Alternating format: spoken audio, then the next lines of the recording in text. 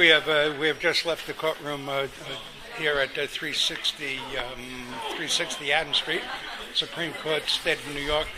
Now we're going to be meeting with Rob Burstein. We're in the corridor right now, outside the courtroom. We're going to be meeting with Rob Burstein in a little while, the founding member of Friends of Save the Boardwalk. My impression, and I really don't want to get into it, Rob, very much because he's in a more delicate position as far as this case is concerned. But my position is, and let me get the name of the judge, Judge Solomon, I think. Judge Solomon, I don't have his first name. I'm going to tell you something. I have been in some courtrooms in my life, and this is maybe the most biased. I mean, maybe I'm misreading this thing, but the judge was he intimidated the attorneys. There were 4 different attorneys representing the plaintiff in this case, friend of the Boardwalk and Save the Boardwalk. He was extremely intimidating to the attorneys here. This is really pretty scary. There are some of the attorneys standing here right now, and I'm going to get an impression from them, but the impression I got was this was a very slanted situation. I really felt that the judge was biased in this case. He continuously talked down to the plaintiff's attorneys. He only allowed one to speak, and she stood up, and he was demanding of her, "Where is it? What do you mean? Where is it? Explain it." And he kept on cutting her up and cutting her up and cutting her up, and he gave a lot more leeway to the Parks Department attorneys. The attorneys are here right now. I don't know if I can speak to Rob Burstein is here, and Rob seems a little upset. And folks, you're with the Parks Department. We're not with the Parks Department. Yeah, no, I'm sorry. You're here with the Parks Department case, the Boardwalk case. This is the attorney. Your name? No comment. She's not giving a comment. I'm going to tell you something. This was absolutely incredible.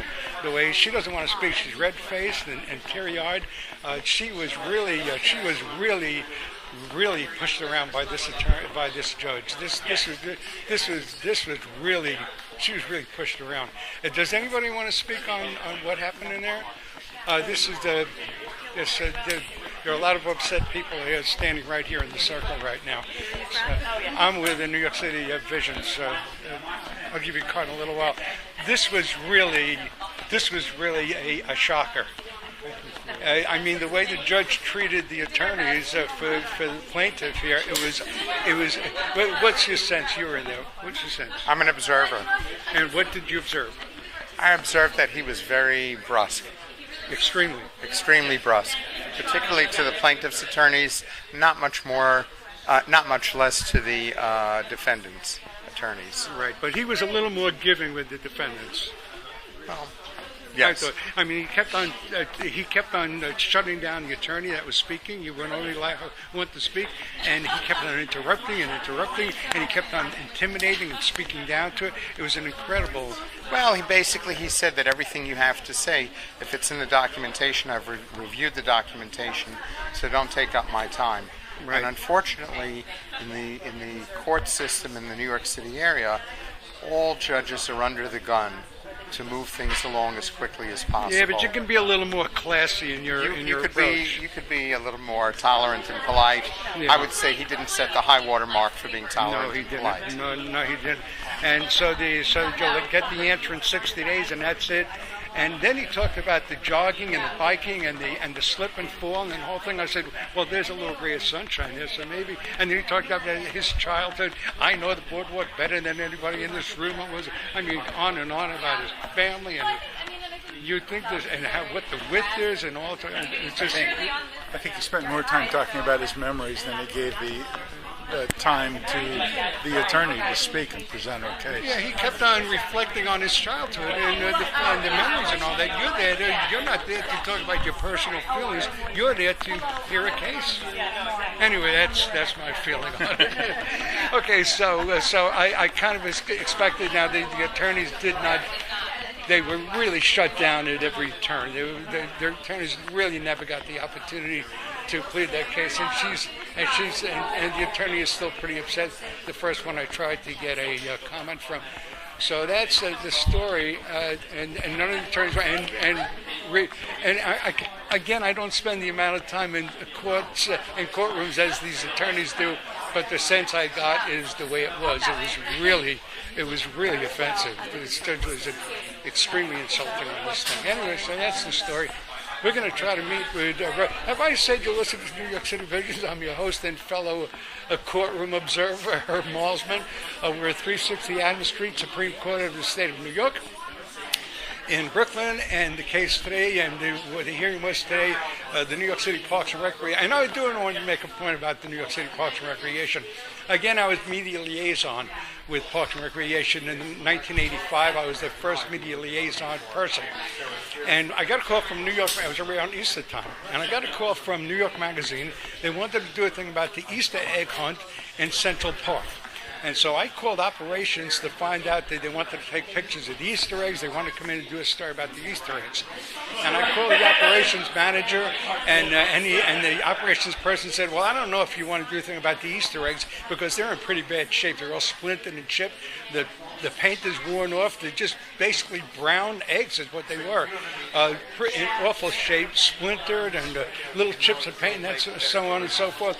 And I said, well, so I had them repaint them, refinish them, and repaint them. And when they were ready, then I had New York Magazine come in and take pictures of them. So that's New York City Parks and Recreation. That's the deal. They did it. Easter eggs made no more difference to them than the Riegelmann Boardwalk. So that's what I know about Parks and Recreation.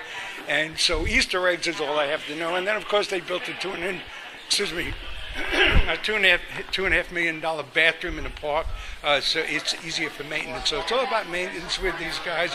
I'm not a fan of Parks and Recreation, even though I work for them and I work with them. I always think about the Easter eggs and the way they handle the Easter eggs. So that's the story. And again, the attorneys don't want to speak, and I don't, and I'm not going to try to ask them again. But Rob is speaking to somebody right now, and so here we are in the little circle with Rob, and I'm going to get Rob's impression in just a moment. Okay, okay, Rob is cut away. Yeah, of course. Rob is cut away. He's chatting with somebody right now, and he seems very, very, very, very down on this whole thing, and it's really great. so let's just wait till our turn and get up there. So, All right, have a good one. Rob, let's speak for a moment. We know what happened in there. Now, my take, and none of the attorneys want to speak, and they're pretty upset. My take is the judge was really pretty intimidating and pretty offensive. Well, you don't have to speak. I mean, it's up to you. Right. Let me just say goodbye to the attorneys. Okay, the attorneys are leaving now. They're thanking each other, and the attorney that was standing, she was the one who's speaking. She's still teary-eyed, and she's very upset. Very upset. So the reading I was getting was that this did not go well. The judge had already kind of predetermined at this point, I think. There's another attorney over here. Let's see if I'm trying to get a reading. Maybe he'll. Okay, I don't want to bother. They're sort of in session over here, these attorneys, and maybe I can get him to speak. We'll see. And Robert's speaking with him, and I'm not gonna stick the mic in there. I don't want to.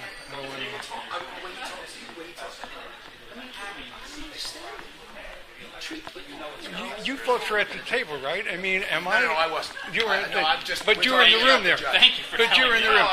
It's horrible. It wasn't just us then. I won't even. What he did to me, you can't. I won't bore you for this. Okay, so that's the impression I'm getting. You were pretty well intimidated in there. We weren't intimidated by him, but he just wasn't listening to us. He wasn't listening. He didn't care. He didn't seem to be interested in hearing the issues that we wanted to present. That's right. And he kept on talking about his recollections as a child and on the boardwalk. Right. And then when he went to the slip and fall thing, I said, well, that's a good sign. The slip and fall and the judge. What is your gut reaction here? Hopefully he'll go back and read the papers. He hasn't made up his mind. He'll do the right thing. Yeah. And if there's always the opportunity to take this up to the appellate division in Brooklyn, and so that's the next step. If he rules against us, and I'm sure the city will take him up if he rules against them. Right, he was very, very curt with you folks. I mean, Yes, he was. And the elite, and the lead attorney in this case, the woman who's speaking, Yes. she's pretty upset. Well, it's an You upsetting did speak experience. for a moment. It's like he said, "Sue, you sit down, you stand up and tell me what's going on." It was like he was really intimidating to her. I don't know if he had some sort of issue with the fact that we're from Manhattan and not Brooklyn. I just don't know. But hopefully he'll keep an open mind and he'll go back and read the papers and realize we're right. I've been saying on the program right now, I was media liaison with Parks and Recreation in 1985. Really? Yeah, I was there. So you know the whole drill. Oh yeah, I got a call. Henry Stern was the commissioner Sure. at the time. Yeah. And I got a call from New York Magazine. They wanted to do a thing about the Easter egg hunt, the Easter eggs. And I called operations. They want to take pictures of the Easter eggs. So the guy at operations said, well, these Easter eggs are pretty bright shit. They're splintered, the paint is chipped off, they're just brown little balls of stuff. So I had him refinish the eggs so that... So I had to tell them to refinish the egg so New York Magazine could take pictures. So that's what I know about Parks Department. And then of course the $2.5 million bathroom in this park. That's and Adrian Vetterby has left town. He's rode off with his horse and he's gone now. So anyway, that's what I know about Parks. There's a lot of money sloshing around there. No, I'm telling you what. Okay, thank you very much. Thank you. Thank you. Okay, you're welcome. Thank you. Okay, Rob is okay. A second. So that's the story. That's I was just getting really upset in the courtroom. Said, what is going on with this judge? I mean, gee whiz. I mean, be a little professionalism. There was. I mean, he treated them like they were amateurs, like they were. I mean, I really got the impression that the judge wasn't very. He didn't handle it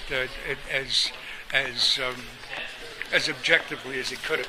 Anyway, I'm gonna pause for a moment, and then we'll get back to you as soon as I get with Rob. I'll get with Rob, and then we'll shut this down. I'm getting a list of the New York City Visions. We're in Brooklyn, 360 Adams Street. It is October 25th, 2012. We're on the 4th floor, part 38. It's a hearing, a lawsuit against New York City Parks and Recreation and the City of New York to stop them from replacing the boards at the Riegelmann Boardwalk in Coney Island with plastic and concrete. So that's what's going on. And the judge both sides will hear from the judge in 60 days with his decision. And it'll be interesting to see how this one plays out. And it makes me even more committed to the landmarks situation. I was hoping that we could walk in here today. The judge would see the point, and everything else would be immaterial at that point. But I kind of get the feeling that the judge is going to rule in favor of the city.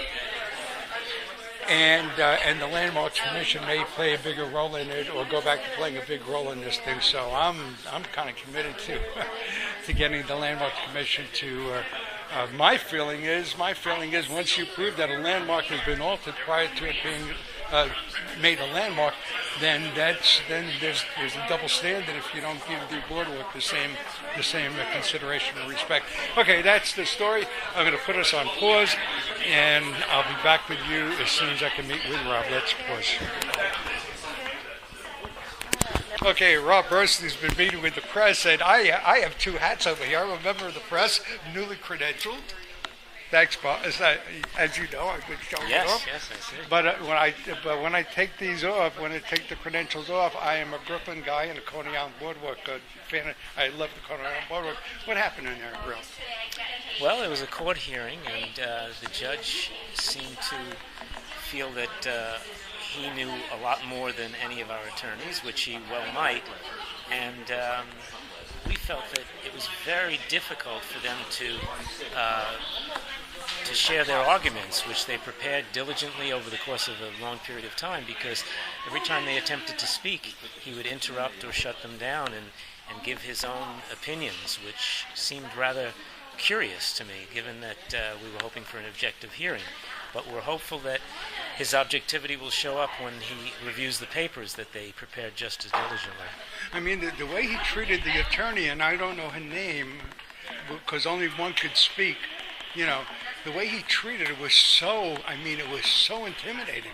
He went out to, he pointing his finger and what do you know? And explain it. He kept on cutting her up, and at the end he gave her 30 seconds, and that's it. I have other cases to do. And then he gave a little thing about the slip and fall kind of thing. I really thought I was looking at something. I wasn't sure I was hearing what I was hearing, but obviously I was. I mean, what's your gut sense coming out of this thing? Yeah, well, it was very, very frustrating. I mean, we had many people here from the community. I don't know, 50, 60, 70 people show up on a work day. Obviously, it's a meaningful issue, and people care about the boardwalk and the use of it. And we go into a hearing where it doesn't seem that the judge wanted to hear too much of what our side had to say. That I'm hoping that I'm viewing it wrong, but it was really a difficult situation. Well, the attorney for the Parks Department, at one point, she stood up and she said, well, you know, it's still the boardwalk. The boardwalk is still the boardwalk, but that's not true. Well, our attorney was attempting to make the point that it's not what she was calling a replacement in kind, which is the argument that the city's attorney was suggesting when she pulled out a case, because it's not just that a project has to be the same size. It's what are the materials and how do they fundamentally change the nature of the entity that you're replacing. And in this case, they would fundamentally change it. So that's the crux of the issue, which unfortunately the judge wouldn't allow our attorney to speak further on. Yeah, he kept on shutting her up, and at the end, of about 30 seconds, he was putting demands on her time. She's very upset. She is very upset, understandably. They've worked on this case for months and months and done all kinds of research and tried to present a cohesive and a case in depth, and he didn't allow any of that, starting with the slides that we had at the beginning, starting with allowing 3 attorneys to speak. He shut us down to 1. But even that one attorney, he didn't really allow it to speak almost at all. I couldn't believe the way he treated her. Yeah, it was very, very disappointing and shocking. And very unprofessional. Well, I think unprofessional. unprofessional. Those who would judge it that way, you know. A judge is there to be objective and to see both sides, and he wasn't seeing both. And he threw in the thing about the slip and fall on the bike and all that. I don't know. Would you be surprised if it wasn't fair? I would be extraordinarily surprised, given what we saw. And I'm not holding my breath on that one, Herb. Yeah. I think that the likelihood of that is about as much as me being able to fly tomorrow. Yeah. But strange things have happened. Well, there are other things we can do. You know, the landmark thing is out there. So. Yeah, we'll go forward and see what the attorneys want to do once they explore their options. Yeah. But it's a tough day because the judge seemed to feel that he knew much more than anybody else in the courtroom about the boardwalk, and perhaps he was right, but not listening to what our attorneys had to say. You have to listen. Certainly didn't feel good to us. And she'd be speaking, and he'd be laughing with this guy next to him about something. Yeah, it's almost like they were laughing about something she was saying. It was really meant to break it down a little bit, tear it down. Quickly, your background and how you came to this, and I know you're a Coney Island guy, but your background, that'll go let you. Sure. I grew up in Coney Island. I grew up in Luna Park, and like many people from the area, the neighborhood has always drawn me back. Although I've lived in other places, I lived in California, in Midwood, in Brooklyn, I've always come back to the boardwalk because, as anybody knows, it has a special ambiance, a special pull, and as well, being an inveterate runner, it's the best for me in terms of the air quality out there and the surface, which is one of the things that an environmental review would show, that changing this surface to concrete, or at least part of it to concrete, certainly will impact, sometimes in a literal way, people's uses of the boardwalk. Right. So, like many others... And you're a teacher. Oh, yes, I'm a teacher in the public school system, yeah. But like many others, I became active once the city announced a plan to use concrete to replace... At first, they intended to replace the entire boardwalk with it, and now they've backed off to this hybrid plan. Right. And so that's... My interest is to keep something that we value, and when I say we, it's the people who live there, the people who go there, not necessarily the decision makers, because if they did, I doubt that they would have come up with the plan they came up with. Right. Okay, I'm going to let you go, Rob, but I want you to give the different websites and where to go and any contact information. Say it twice, and I'll let you go. But we've become friends because a few months ago somehow I came upon this thing. I became involved in it, and we've had an interesting relationship. Absolutely. Since then, but here we stand here. Yes, well, I want to thank you for being here, and if people want more information and to keep abreast of what's going on, go to our website, which is www.savetheboardwalk.wordpress.com. So it's savetheboardwalk.wordpress.com, and then you'll also have my contact info on there, as well as all of the legal papers we filed and press that we've had and so forth. And Save the Boardwalk at, right? No, not at. SaveTheBoardwalk.wordpress.com. Right. So SaveTheBoardwalk.org. SaveTheBoardwalk.wordpress.com. WordPress is the one I was getting, so it's WORKPRESS. No, WordPress. WORD. PRESS. What did I say? You said WORK. Okay. You're going to have to edit this, sir. Oh, no, I don't edit anything. Okay. I've been getting away with this for years, stumbling around for years. Okay, so it says, let's do SaveTheBoardwalk.wordpress.com. Okay, you've got a couple of shirts for me, and I've got your book right here. So we're gonna make a switch right here. You get that, folks? Save the Boardwalk. .wordpress. Okay. .com. You'll get it at the end. Okay, we got the T-shirts, and okay, sign up and say that you got your book, and I put the letter in there from Landmarks. They apparently use a Landmark kind of printer.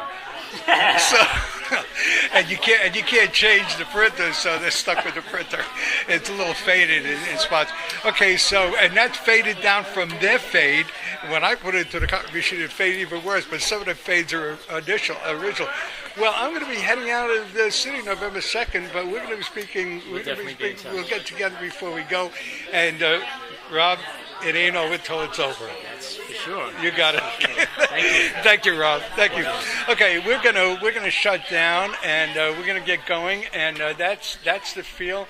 And at first, as I said, when I came out of the courtroom, I thought maybe because I'm not used to going to courtrooms and hearing the way judges handle cases, I thought maybe this is the way it is, but it isn't the way it is.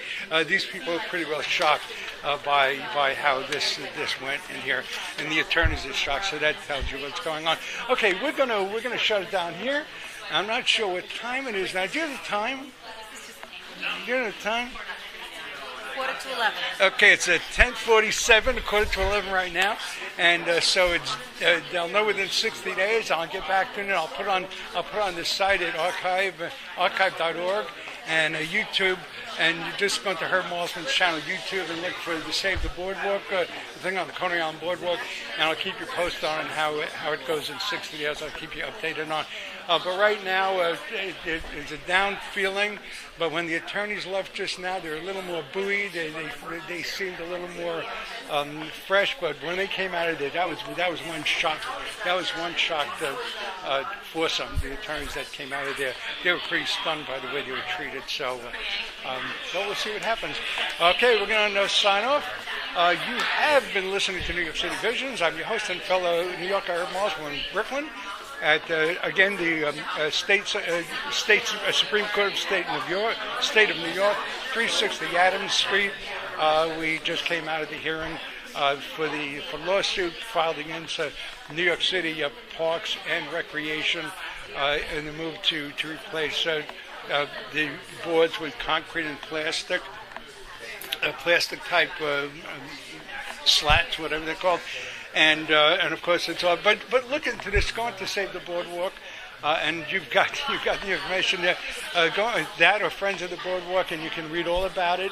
It'll get you caught up on exactly what the points are and what this lawsuit was all about, and why they're trying to stop the destruction of the Riegelmann Boardwalk at Coney Island. Okay, that's it. Thank you for tuning in. We will we'll keep you posted on the outcome of this case and how it goes. Again, thanks for tuning in. I'm Herb Malsman, and speak to you soon. And bye bye. We have just left the courtroom here at 360 Adams Street, Supreme Court, State of New York. Now we're going to be meeting with Rob Burstein. We're in the corridor right now, outside the courtroom. We're going to be meeting with Rob Burstein in a little while, the founding member of Friends of Save the Boardwalk. My impression, and I really don't want to get into it, Rob, very much because he's in a more delicate position as far as this case is concerned. But my position is, and let me get the name of the judge, Judge Solomon, I think. Judge Solomon, I don't have his first name. I'm going to tell you something. I have been in some courtrooms in my life, and this is maybe the most biased. I mean, maybe I'm misreading this thing, but the judge, I'll give you a card in a little while. This was really a shocker. I mean, the way the judge treated the attorneys for the plaintiff here, it was. What's your sense? You were in there. What's your sense? I'm an observer. And what did you observe? I observed that he was very brusque. Extremely brusque, particularly to the plaintiff's attorneys. Not much less to the defendant's attorneys. Right, but he was a little more giving with the defendants. Well, yes. I mean, he kept on shutting down the attorney that was speaking. You weren't only allowed to speak, and he kept on interrupting, and he kept on intimidating and speaking down to it. It was an incredible.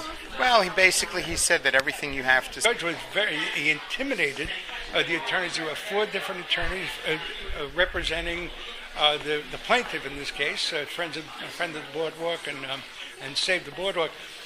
He was extremely intimidating to the attorneys here. This is really pretty scary. There are some of the attorneys standing here right now, and I'm going to get an impression from them, but the impression I got was this was a very slanted situation. I really felt that the judge was biased in this case. He continuously talked down to the plaintiff's attorneys. He only allowed one to speak, and she stood up, and he was demanding of her, "Where is it? What do you mean? Where is it? Explain it." And he kept on cutting her up, and he gave a lot more leeway to the Parks Department attorneys. Say, if it's in the documentation, I've reviewed the documentation, so don't take up my time. Right. And unfortunately, in the court system in the New York City area, all judges are under the gun to move things along as quickly as possible. Yeah, but you can be a little more classy in your approach. You could be a little more tolerant and polite. Yeah. I would say he didn't set the high water mark for being tolerant and polite. No, he didn't. And so you'll get the answer in 60 days, and that's it. And then he talked about the jogging and the biking and the slip and fall and the whole thing. I said, well, there's a little ray of sunshine there, so maybe. And then he talked about his childhood. I know the Boardwalk better than anybody in this room. On and on about his family, and you think this and what the width is and all. It's just. I think you spent more time talking. Attorneys are here right now. I don't know if I can speak to Rob Burstein is here, and Rob seems a little upset. And folks, you're with the Parks Department. We're not with the Parks Department. Yeah, no, I'm sorry. You're here with the Parks Department case, the Boardwalk case. This is the attorney. Your name? No comment. She's not giving a comment. I'm going to tell you something. This was absolutely incredible. The way she doesn't want to speak. She's red-faced and teary-eyed. She was really pushed around by this judge. This was really. She was really pushed around. Does anybody want to speak on what happened in there? There are a lot of upset people here standing right here in the circle right now. I'm with the New York City Vision.